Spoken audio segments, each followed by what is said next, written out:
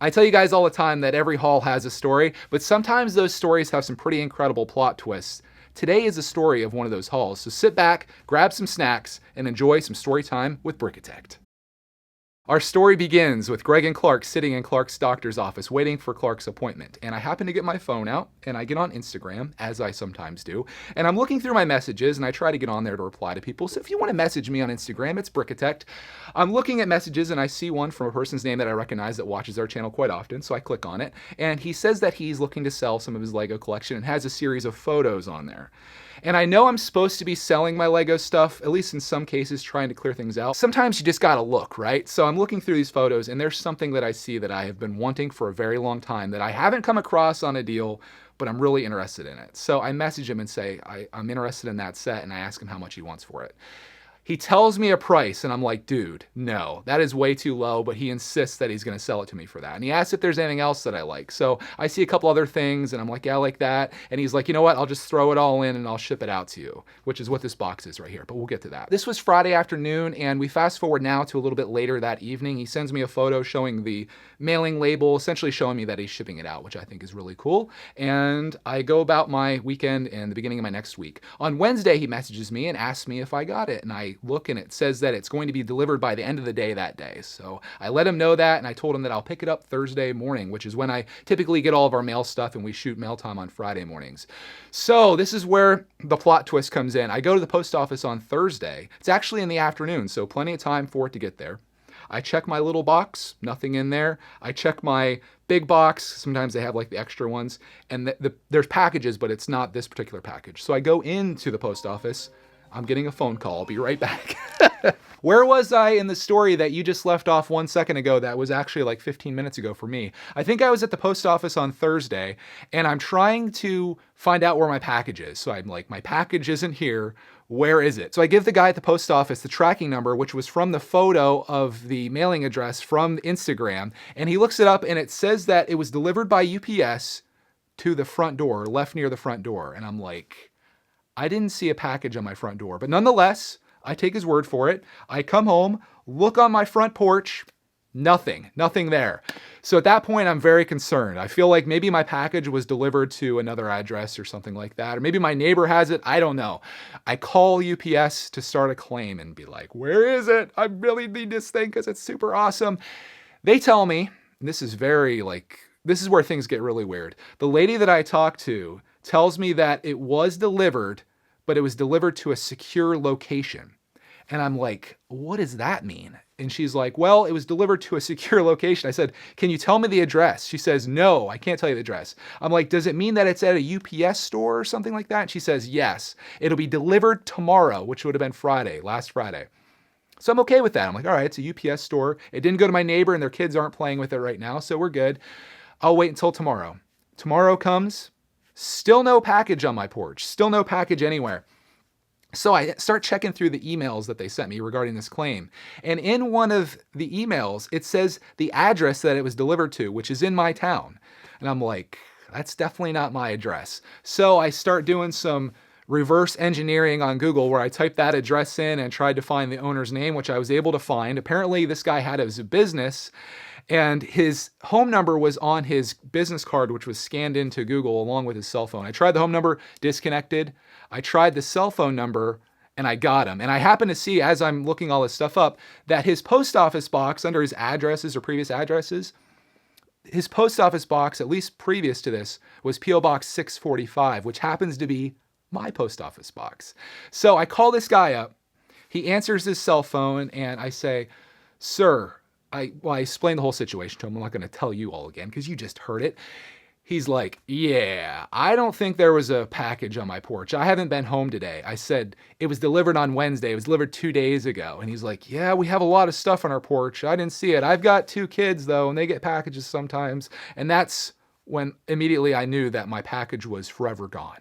Because one, he said he had a 14-year-old boy that gets packages. And I'm like, if he sees that there's Lego in that box, that thing's gone.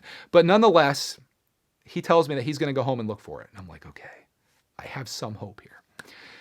Hours go by. This is like Friday at noon. Hours and hours go by. It's now Friday evening, 1 week after this all started when I checked Instagram on that fateful day to find this collection. No call. So I call him and he's like, yeah, I have it here. And I'm like, are you serious? He's like, yeah, we didn't open it or anything. It's here on our porch. I brought it inside. You can come get it whenever you want. I said, can I come right now? And he says, yes. So I drive over to this house, which is about 6 miles away from us, and I get my package. And luckily I brought it home. I opened it up already. Typically what I would do in this case is if it had been delivered properly, I would open it all up and showed it to you, because I told you not only is the thing in here that I bought, but also some extra little goodies that the brickitecter threw in. I don't know if he wants me to use his name. I'll just say his name's Bryson. I won't tell you anything more than that. But everything, I took a picture of it, sent it to him. He said everything's here. One last part of the story. The guy that with the post office box, he said that was his post office box from about 3 years ago. And this is the part that I really want to rant about before I show this to you. I know I'm hyping it up. What UPS did and what they should have never done in this situation, and I wish they'd watch this video because I'm just kidding. Let's keep this calm here. Let's stay peaceful. They had this guy's post office box before, like they must have tried delivering there, but they had his home address connected to that in some way. And even though that may have been 3 years ago that they connected P.O. Box 645 with his home address, they decided instead of sending this back to the sender, being that they don't deliver to post office boxes, and I don't think I explained that. UPS does not deliver to post office boxes, which is why this whole thing became a problem. Instead of sending it back to the seller, they're like, oh, we have this guy's address on file, his home address, so why don't we just take the package up there and drop it off without contacting him or anything, or finding out that my P.O. box that I currently have was actually his current P.O. box. No. Why do any of that verification? Let's just drop it off because, you know, P.O. boxes are with a person forever. Obviously not. So that's why it ended up at this guy's house, because it was connected in some way from years ago. The last thing I want to say before I show this to you is that this whole investigation thing that they did where the lady lied to me and told me it'd be delivered the next day, I have yet to hear anything more about it. It's now Tuesday. So this was Friday, Saturday, Sunday, Monday, Tuesday. 5 days have gone by. I haven't heard one thing about this investigation. So if I let this up just to UPS's hands, I wouldn't have this package that I'm about to share here with you. It's just so frustrating. Like just terrible customer service, terrible policies. Like if you're gonna deliver a package like that to some person that you think you had on file from before, you better knock on that door. And when the person opens it, say, at the very least, you could say, I have this package here addressed to Greg and Clark.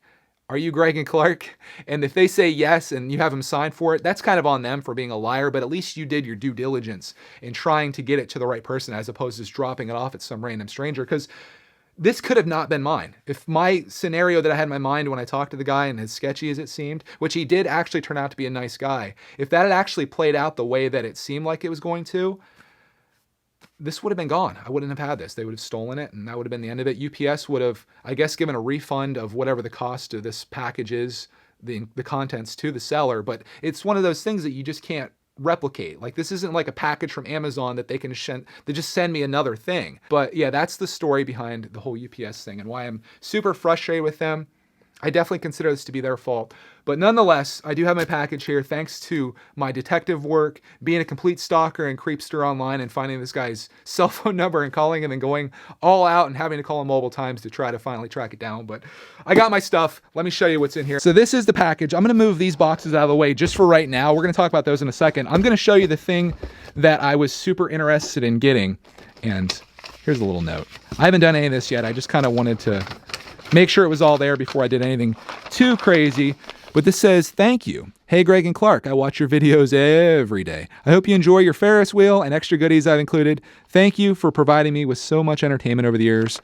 Sincerely, Bryson. Bryson, thank you for the effort in sending this out. I'm sorry it turned out this way. But inside here, my friends, this is LEGO Creator Expert Set 10247. This is the Ferris wheel, a set that has eluded me forever. I was trying to find a deal on it, never found it. Now the set's very hard to get, but I have it here in front of me, and I am just so happy about that. You can see all the pieces are in here. I'm probably going to break it all down entirely to rebuild it myself because I want to have that joy of building this. We do have some other goodies, like I mentioned, and this is one thing right here. It looks like we got LEGO Technic Set 42072. I definitely wasn't expecting an extra from Bryson because this Ferris wheel that he sent me, he sold it to me for $100, which was an amazing deal for me, and I really, really appreciate that, Bryson. But he also sent in this set right here. This is a little Technic race car, which I think Clarkman will have fun with. And he sent some other great stuff as well, which you saw a little bit there as I was taking it out. We'll start with this. I'm going to need my knife. This was the other thing that I saw that he had on his table there. And being that Clarkman is super into brickheads these days, this was something that I had to get. You guys are probably going to goof on me a little bit for this one, but a brickhead's a brickhead. And we got Anna and Olaf from Frozen. That's right. A movie that I've never seen, but there are some brickheads. And again, this is going to be a Clarkman build. He's probably going to solo this one, but we do have those two guys there. Added to the brickhead collection. This one right here, this is 601, looks like 6'4". I'm not sure what that is, but I believe that it's a Lego City set, and he has a 601 circle. So he's definitely been around for a while. And again, I've seen Bryson in the comments quite a bit too, so it's just cool. It's cool to have people that think of you when they're selling stuff and they're like, hey Greg, are you interested? I'm like, heck yeah, I'm interested. I want that Ferris wheel. But this right here, this is Lego City Set 601 6'4", as it said on there. This is like a seaplane. And Clarkman saw this. I believe that he saw this, I think it was at Kmart maybe. Kmart have something this new. It's gonna be another Clarkman build. If you want to see the inside of that, we've got a bag. It looks like it may have gotten opened up. It definitely got opened up, but that's quite all right. Everything is contained in there, and we are good to go. So again, Bryson, thank you for the extra thing. $100, my dude. You sent all that extra stuff, but that's not all. Are you serious right now? That was literally someone that just said, did you just call my number? I'm like, dude, I'm making a Lego video here. I didn't call your number, and I'm fired up about UPS. So last little thing here that I want to show you, which isn't little, maybe little, mini at least. Mini fingers in a box. I just started thinking now that maybe Bryson wanted to see Clarkman's reaction on this, but he's over at his Yammies right now. So I'm sorry, Bryson. I'll try to get a shot of him for you when he sees these, but I'm sure he's going to be excited regardless of what's in here. I just wanted to get this video out because yesterday I was super busy, and which again maybe is related to that phone call that we had a little bit earlier. But inside here, oh my goodness. Oh my goodness, guys. Look at that bag of stuff, dude. Holy moly, we even got a Unikitty in there.